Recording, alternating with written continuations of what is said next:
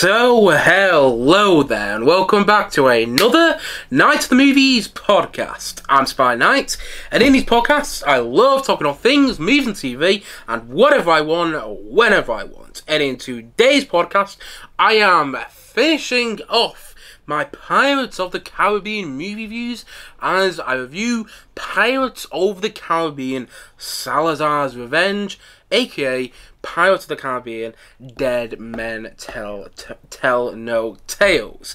So let's get into it, shall we?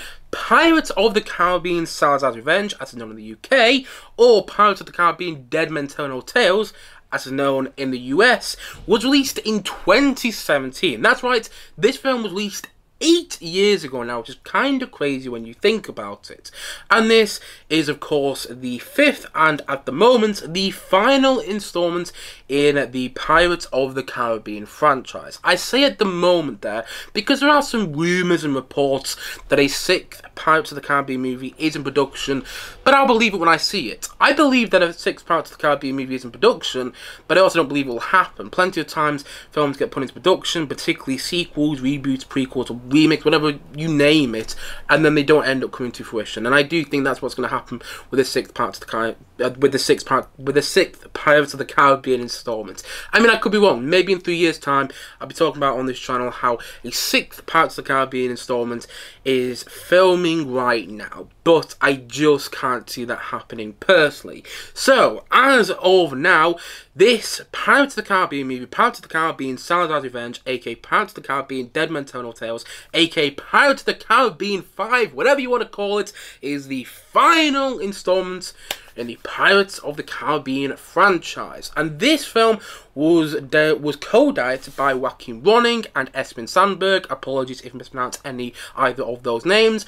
And after directing this film, Joaquin Ronning, one of the co-directors of this movie, went on to direct Young Woman and the Sea, which I'm pretty sure came out last year, if I'm not mistaken. Young Woman and the Sea is a great underrated film. It's on Disney Plus, and I'd highly recommend it if you haven't seen it already. It's really fantastic. It's an inspiring movie that I didn't expect to like as much as I did. However, he co-directed this film before directing Young Woman in the Sea.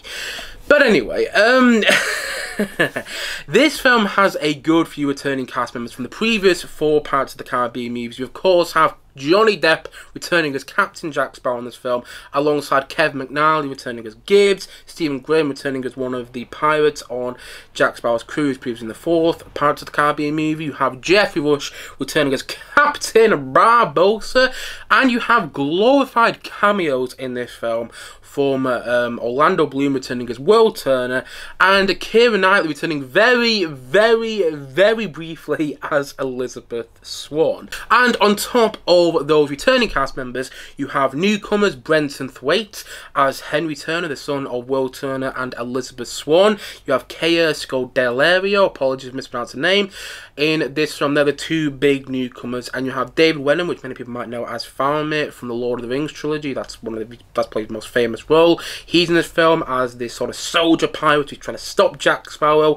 And you have the villain Salazar in this film, played by none other than Academy Award winner Javier Bardem. Javier Bardem, he won his Academy Award for his amazing performance as Anton Chigurh in No Country for Old Men. He plays the villain Salazar in this film.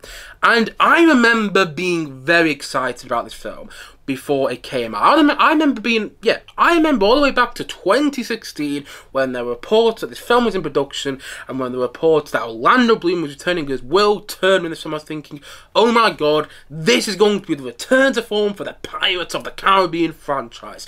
I remember being so excited about seeing it, and one of the reasons I was so excited about seeing it was because Orlando Bloom was announced to be returning as Will Turner. And although Will Turner was never my favourite character in the first 3 Pirates of the Caribbean movies, far from it, he was never one of my favourite characters, the idea of bringing him back, I think, opened up a whole window of opportunities. Yeah, I thought, okay, Will Turner's coming back. Does that mean Elizabeth Swann can come back? She's not been announced as coming back. Keira Knightley's not announced to be coming back in this film. film, but you still could, in some way. There might be a surprise. Does that mean other pirates from the first 3 Pirates of the Caribbean movie is going to come back? Does that mean Davy Jones is going to come back? Does that mean Stellan Skarsgård, who was in the second 2 Pirates of the Caribbean movies, does that mean he's going to come back too? I thought a whole window of opportunities were opened when the announcement that Orlando Bloom was returning as Will Turner were opened. Yeah, I thought a whole window of opportunities could come along with Will Turner returning in this film. Plus, the trailers of this film looked fantastic. They made this film look far better than it had any right to look. Like, there was this Johnny Cash song, and I can't remember which Johnny Cash song it is. I'm not a big Johnny Cash fan. Some of these songs really work for me though. But yeah, there was a Johnny Cash song using as one of the trailers. It might have been a couple of trailers actually for this film, and they made this film look amazing.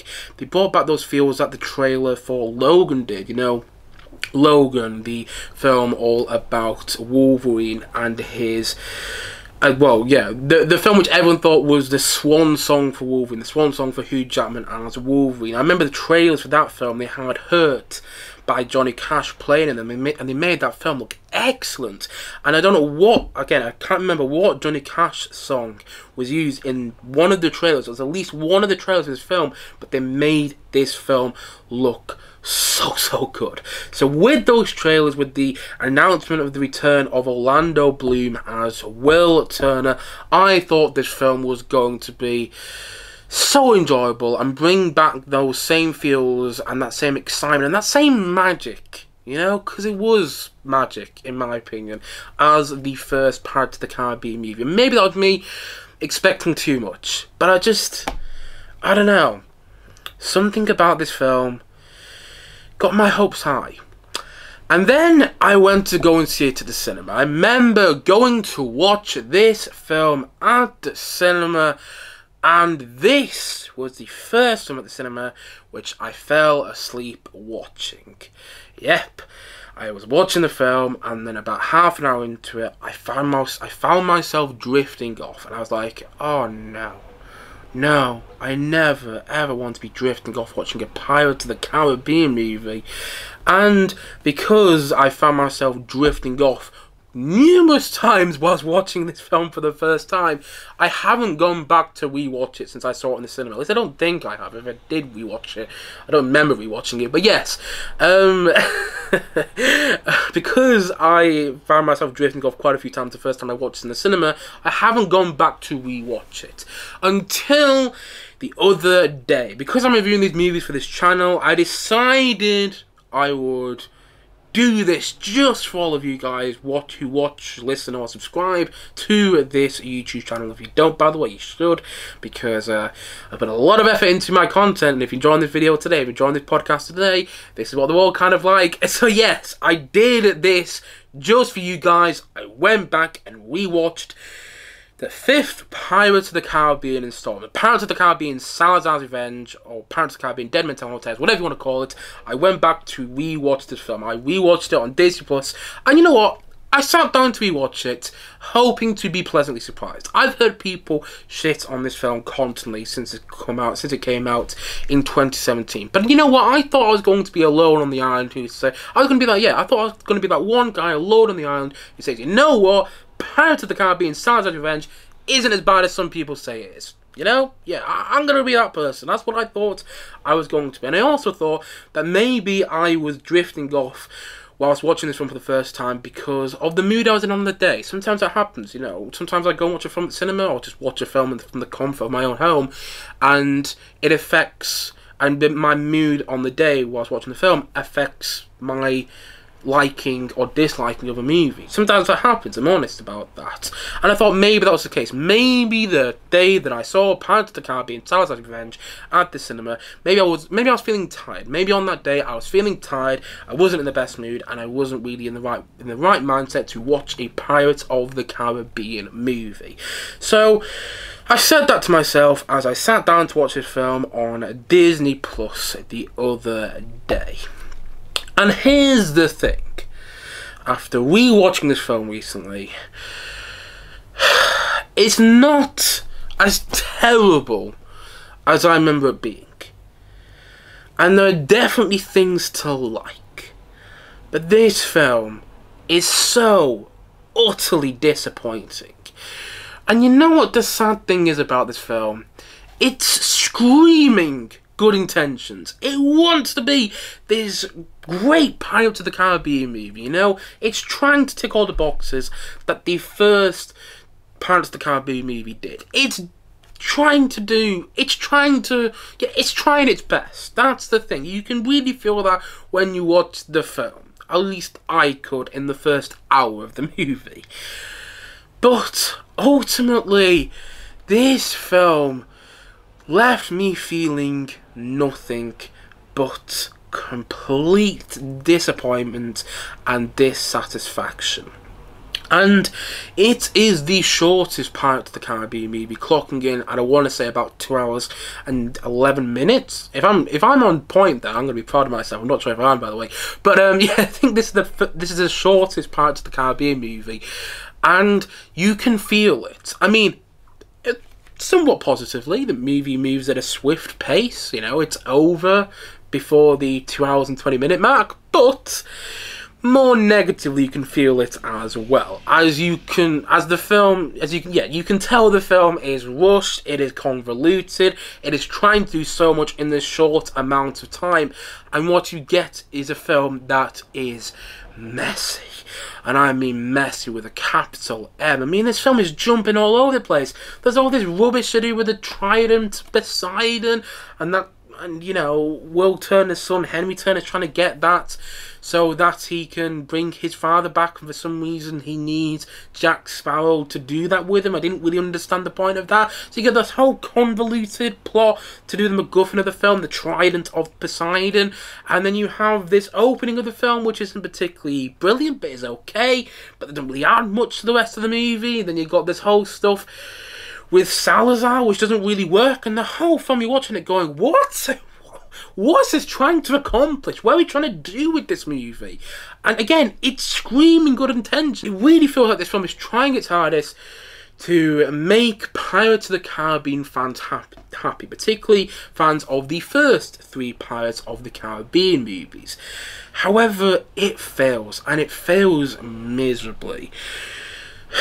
You know, the film does have its perks. I enjoyed the first hour. Yeah, I enjoyed the first hour of this film when you see Jack Sparrow with his crew and they're trying to rob the bank, and then he's just about to be beheaded and he gets saved. If you've seen the film, you know what sequences I'm talking about. I enjoyed that first hour. I thought, okay, this is okay. It's not brilliant, it's not particularly, it's not anything special, but there's some enjoyable action set pieces in the first hour of the film.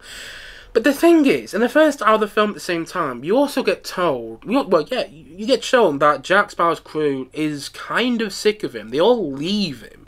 They all leave him stranded, and he gets drunk and he sells off his compass. And I was watching that first hour thinking, great. I mean, I don't remember any of this, but if the rest of the film is about Jack Sparrow becoming the Captain Jack Sparrow that we all know him to be and we all love him to be, and if the rest of the film is about him getting his crew back, I'm going to like this film a lot more than I initially did. But then, about 10 minutes after Jack Sparrow loses his crew, he gets his crew back. Henry Turner, Will Turner, Elizabeth Swann's son, you know, he offers Jack Sparrow's crew a bit of money and they agree to come and save him before he gets beheaded. I'm a bit like, oh, I thought there was going to be something more there about Jack Sparrow becoming Captain Jack Sparrow again and getting his crew back. But no, instead, the filmmakers were scared about doing anything, you know, kind of risky, and were just like, oh, no, we have to get Jack Sparrow to get his crew back. We have to have him having scenes with Gibbs again. Why? Because fans will like that. Probably, maybe, I don't know, maybe they will. Let's just hope they will. And then, yeah, I really thought it was a missed opportunity to not have a story more about Jack Sparrow becoming Captain Jack Sparrow again, becoming that pirate we all know him to be and we all love him to be. And because of that, throughout the rest of the movie, Jack Sparrow kind of comes across like Jar Jar Binks in The Phantom Menace, in Star Wars Episode 1, The Phantom Menace. He comes across as annoying, as a hindrance, and quite frankly, yeah, creepy at times. He makes countless, and I mean countless, sexist jokes throughout this film. And yeah, sure, Jack Sparrow made a lot of jokes in the first 3 Pirates of the Caribbean movies, and some of them you could argue were a bit sexist. But the thing is, they were funny at the same time. The jokes, for the most part, were well written and were well sort of inserted into the narrative, you know what I mean? They didn't feel out of place, but it feels like in every single moment, not just in every scene, but in every single moment that Jack Sparrow's on screen in this film, that it feels like the filmmakers felt like they had to give him a joke. You know, it doesn't feel like he ever really gets a serious moment, not even in the, and spoiler it here in case you haven't seen this Pirates of the Caribbean movie, you just kind of got round to see it, yeah, but you know, you're hoping too soon. Spoiler here, even in the scene where Barbossa dies, Jack Sparrow doesn't look serious, he doesn't look that sad. And yet this has been a sort of frenemy for the previous, what, 3-4 movies, and it's like, what are we doing here? Why can't Jack Sparrow have one single serious moment where he actually shows some true emotion in this film? Instead, he's just resorted to the sort of Jar Jar Binks character, constantly making annoying jokes that don't work throughout this film, and coming across as creepy.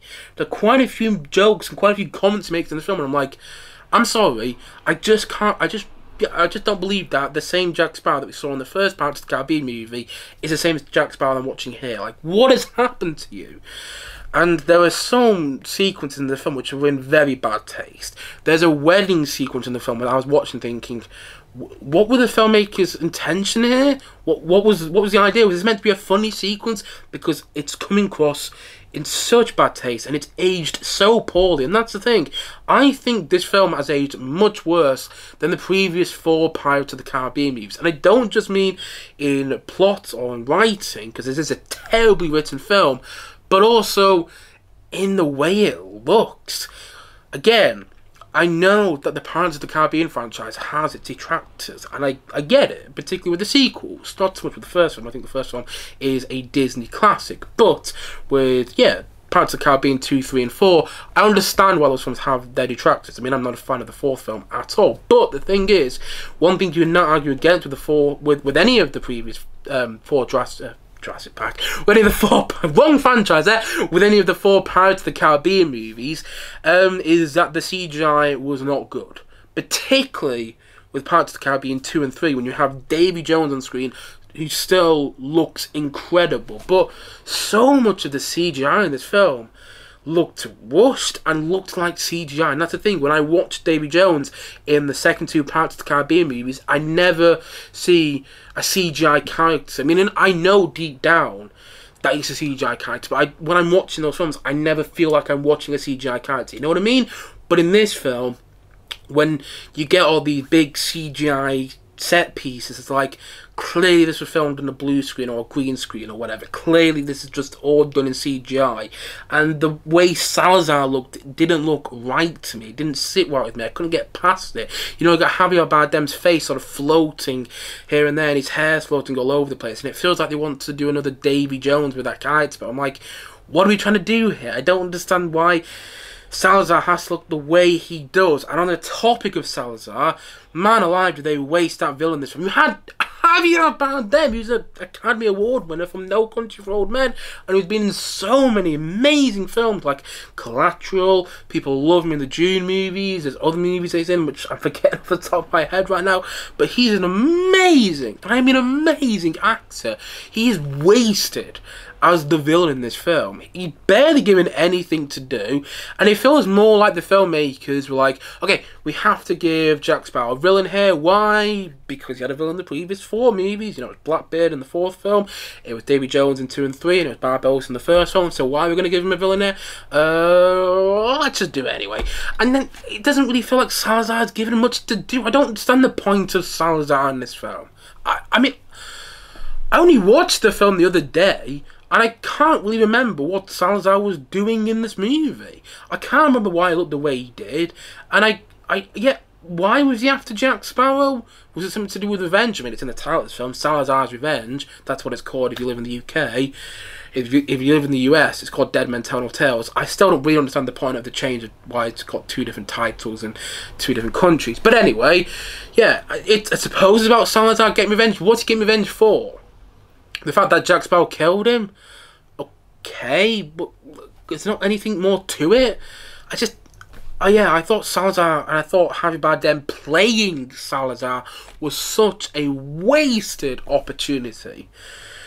And I don't think Javier Bardem is particularly great in the film either, which is another big crime for the movie, because Javier Bardem, by this point, as I've already mentioned like 3 or 4 times in this review today, had already won an Academy Award by the time he did this movie. So it's like they wasted him. And also, the film wastes the return of Will Turner. I spoke about this early on in this review today.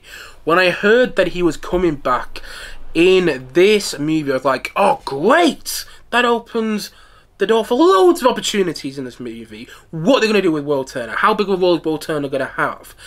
And he is in 2 scenes in this film. I wouldn't even really say the second scene is a scene, but I suppose you could class it as that. Yeah, he's in 2 scenes in the movie. And it's like, what are we doing here? Why are you bringing Will Turner back if that's all you're going to give him to do? And yes, we get to see an appearance from Keira Knightley as Elizabeth Swann, but she doesn't have anything to say. She just comes and hugs Will Turner and kisses him, and that whole scene just feels to me like they're going, okay, we're going to bring Will Turner back, then we need to bring Elizabeth Swann back, but Keira Knightley doesn't really want to be on set for more than 1 day, so just do have this moment, and hopefully fans of the first 3 parts of the Caribbean movies will like that scene. And I was watching that scene where they embrace towards the end of this movie, and I'm thinking, no, that doesn't feel earned. If it was set up early on in the film that Will Turner has been missing Elizabeth, he hasn't been able to see Elizabeth for years and years on end, and mean properly set up, not set up in the way it's very, very briefly set up at the start of the movie. I mean properly set up. If you get some voiceover about how the Flying Dutchman has been stuck on the seas for way too long, I would feel far more when they embrace again in this film, but I don't. And I should have. I am a fan. Yes, I would consider myself a fan of the first 3 parts of the Caribbean movies, but when Will Turner and Elizabeth Swann embrace again in this film, I feel nothing. And actually, no, I don't feel nothing. I feel complete disappointment and complete underwhelmment. Is that a word, or is it? I just feel very underwhelmed, is the point I'm making. I feel very underwhelmed because they have the opportunity to bring Will Turner back and give him loads more to do. And maybe the 6th part of the Caribbean movie ever happens, he will be given more to do. But yeah, I thought he was wasted in this film.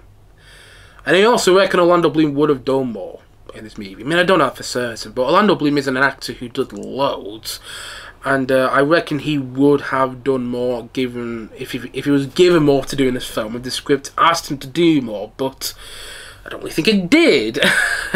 And yeah, there's so many problems with this film. I mean, it's all over the shop, and the whole stuff to do with the Trident of Poseidon, whatever that nonsense is, feels like it was left over from a script for an Aquaman movie, and then they never made the Aquaman movie, so they were like, okay, let's make it into Pirates of the Caribbean film, because I don't understand the point of the Trident of Poseidon. I still don't really understand it, and it feels like it doesn't feel Pirates of the Caribbean to me. The whole MacGuffin, I mean, even the Fountain of Youth in the 4th Pirates of the Caribbean movie, which is not a good film. Even the Fountain of Youth feels more Pirates of the Caribbean, feels more in line with the Pirates of the Caribbean franchise than the Trident of Poseidon. It's like, what are we doing here? And the film tries to have a heart in the relation between Henry Turner and Kale Scodalio's character, but it doesn't work because it just feels shoved in there. It doesn't feel earned. You know, it feels shoved in there like, oh, they're going to have a romantic relationship. Why?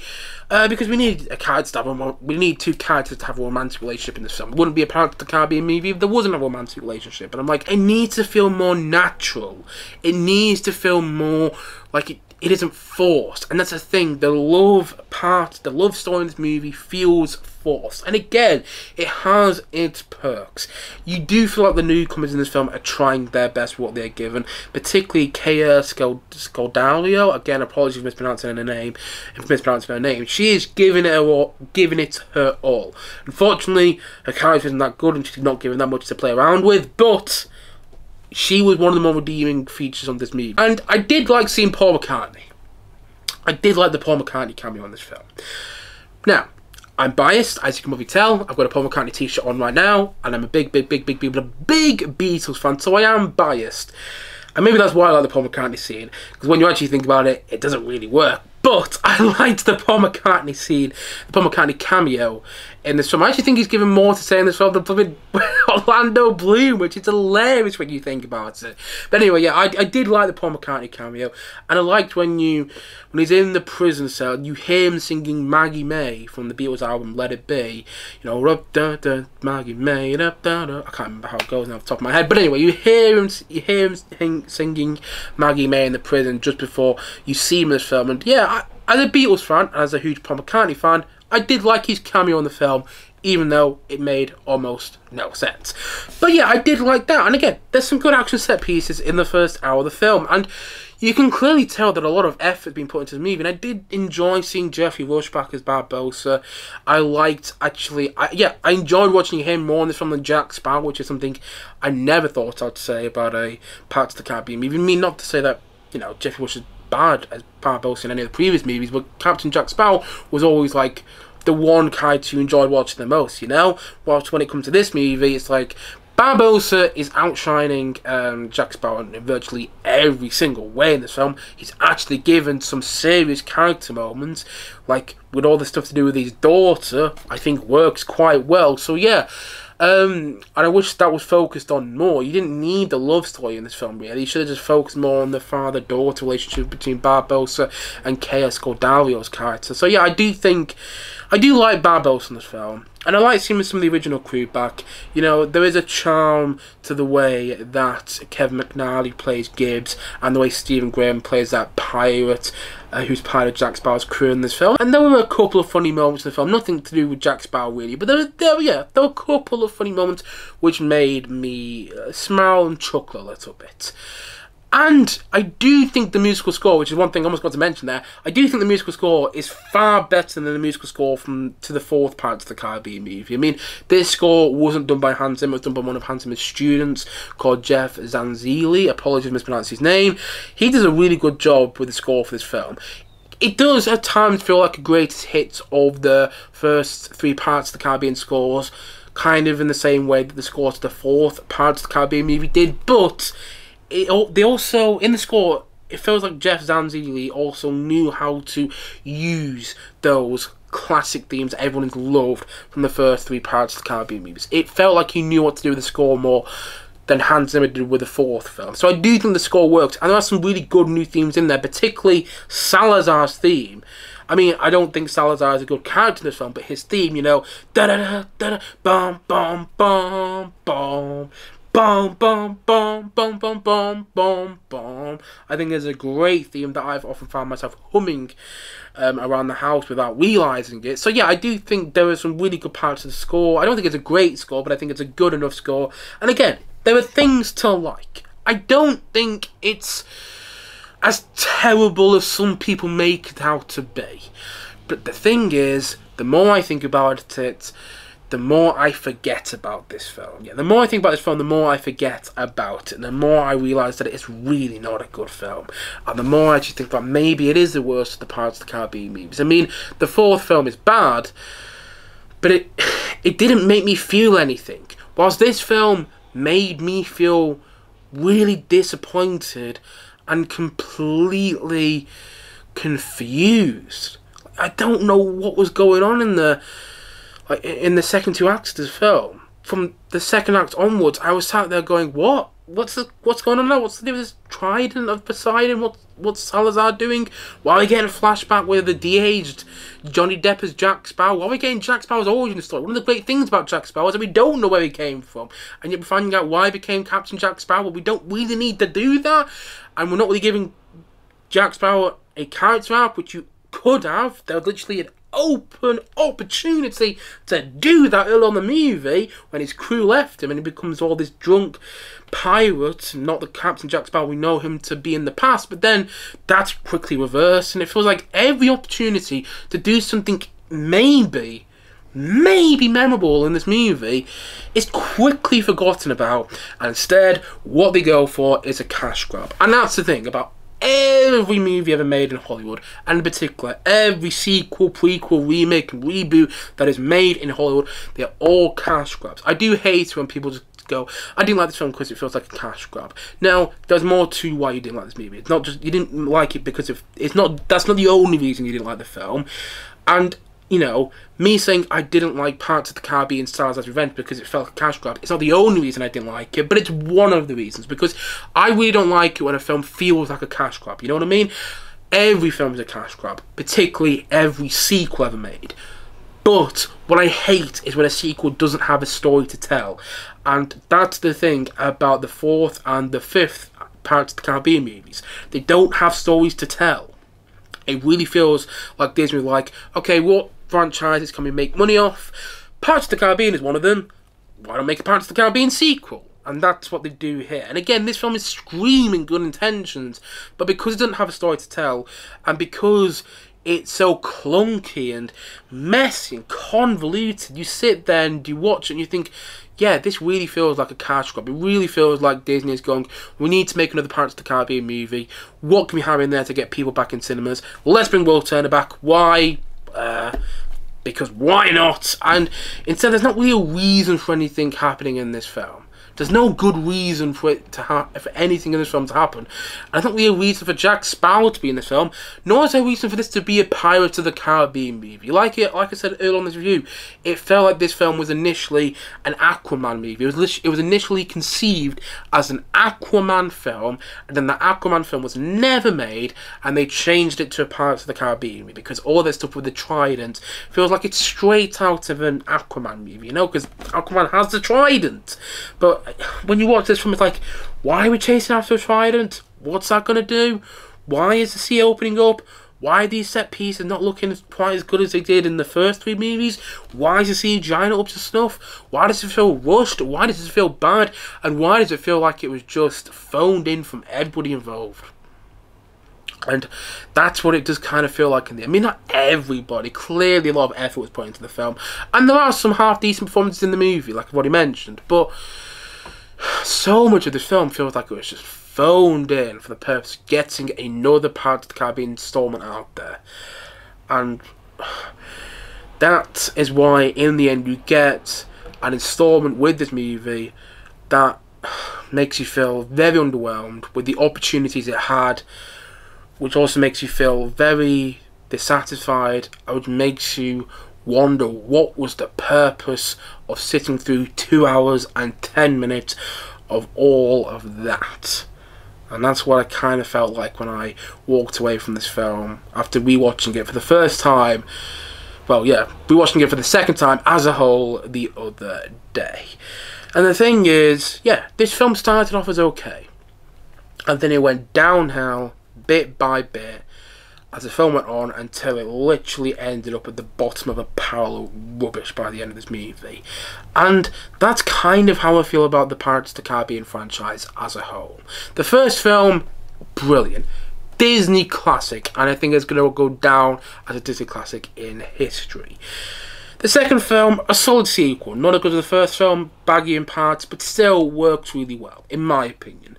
The third film, very baggy.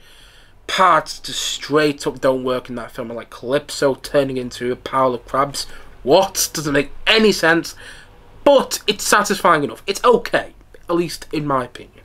But then the fourth film feels like they didn't really know what to do with this franchise, and they just continued the franchise because, well, we're not going to make money out of it. I think they did. It made over $1 billion. And then you get to this film, the fifth Pirates of the Caribbean movie, and it really feels like they just don't know what to do with this franchise anymore. And it also feels as well like Johnny Depp's forgotten how to play Jack Sparrow when it comes to this movie, which is one thing I don't think I mentioned yet. It feels like he's drunk playing Jack Sparrow when it comes to this film, and he might have been. I can't remember right now, but I think I've heard reports that he was drunk playing Jack Sparrow in the last two Pirates of the Caribbean movies. Again, I don't know how true that is, but it really feels like that when it comes to this film. It feels like he's doing a Jack Sparrow impersonation. It feels like he's completely forgotten how to play the character. Maybe that's also because the writing is so poor. And I mean poor with a capital P. This is the worst written Pirates of the Caribbean movie. I mean, the fourth Pirates of the Caribbean movie is badly written too, but at least that had Jack Sparrow having some serious moments. Whilst this movie is like every chance they get, give Jack Sparrow a joke. Why? Because people like that. But actually, it just comes across as incredibly annoying. And it reminds me of Jar Jar Binks from The Phantom Menace, and in all the worst ways. Yeah. This film really, in my opinion, yeah, it encapsulates the downfall in quality of the Pirates of the Caribbean franchise. And in my opinion, it might actually be the worst Pirates of the Caribbean movie, because it left me feeling so disappointed. The fourth film left me feeling nothing, whilst this film left me feeling quite a few things, and not in a good way at all. And so, all in all, I'm going to say that Pirates of the Caribbean, Salazar's Revenge, I'm going to say it's a 3 out of 10. I'm giving it the same rating. Actually, no, I'm changing that. I'm giving it a 2 out of 10. It has its perks. It does. I'm not saying it's an absolute atrocity. There are things to like, and clearly a lot of effort was put into this film. But as somebody who was hoping for so much more, the more I think about this movie, the more I just think they messed it up on so many levels. And the thing is, and I've said that phrase quite a few times in this review today, but the thing is, if a 6th Pirates of the Caribbean movie ever happens, and again, I don't think it will, but if a 6th one does, they need to have a good script with a story that they want to tell, with a filmmaker who wants to tell it. Don't just get it for hire filmmaker, because that's what it feels like they did with the 4th and 5th Pirates of the Caribbean movies. Get somebody like Gore Verbinski who actually wants to tell this story. Get actors who are really going to give it their all, which they did in this film in all fairness, but get returning actors who actually want to come back, because it feels like maybe Orlando Bloom didn't want to come back, and that's why he's not giving loads to do. But I don't know that. I'm just speculating. But get the supporting actors to come back, give them loads to do, make them want to come back, and actually deliver a solid Pirates of the Caribbean installment with a story to tell, and with characters you enjoy watching, and with a good heart, and with that same magic, maybe not even the same magic, but just the same swashbuckling adventure feel of the first 2 Pirates of the Caribbean movies, and in particular the first Pirates of the Caribbean movie. Just, if they're going to do another one, look back at that film and think what worked, you know? And look at this film, look at what really didn't work. And I think you should come with a whole list of what didn't work in this film and what really did work in the first film. And you'll be surprised by how many mistakes this film makes. And that's the one last thing I'm going to mention about this film. I mentioned in my first Pirates of the Caribbean movie review that film felt like a theme park, but in all the best ways. You know, some theme park rides, they make you feel so excited, they make you feel thrilled, and you have this like burst of adrenaline after you come off an amazing theme park ride. And the thing about the first Pirates of the Caribbean movie as well is it had a heart, whilst this movie doesn't have a heart, and it feels like a theme park ride in all the worst ways. It feels like one of those theme park rides that as soon as you get off, you want to throw up. And that's another reason this film just doesn't work for me. This film really, in my opinion, encapsulates everything that the Pirates of the Caribbean movie became. The Pirates of the Caribbean franchise, sorry, should I say, became, and in all the worst ways. And while I don't think it's quite as terrible as I remember it being, because you could really feel like the filmmakers are trying their best, but this film's screaming good intentions.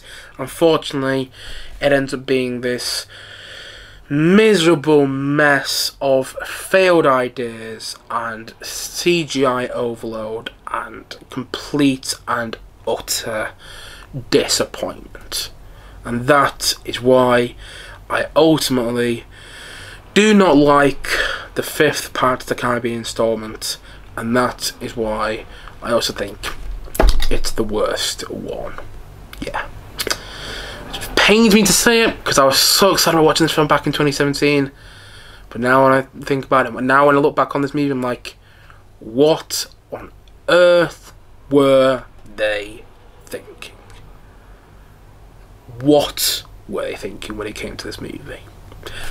So yeah, that's my opinion on Pirates of the Caribbean, Salazar's Revenge as a whole. And so, all in all, as I've already said, and as I'm going to say once more in this podcast today, Pirates of the Caribbean, Salazar's Revenge is a 2 out of 10 from me.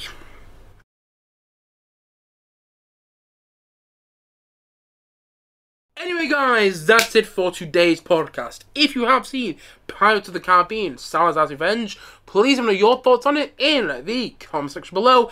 And as always, thanks for watching or listening to this podcast. And if you haven't yet, please click down below and like and subscribe on this podcast if you enjoyed the podcast, of course.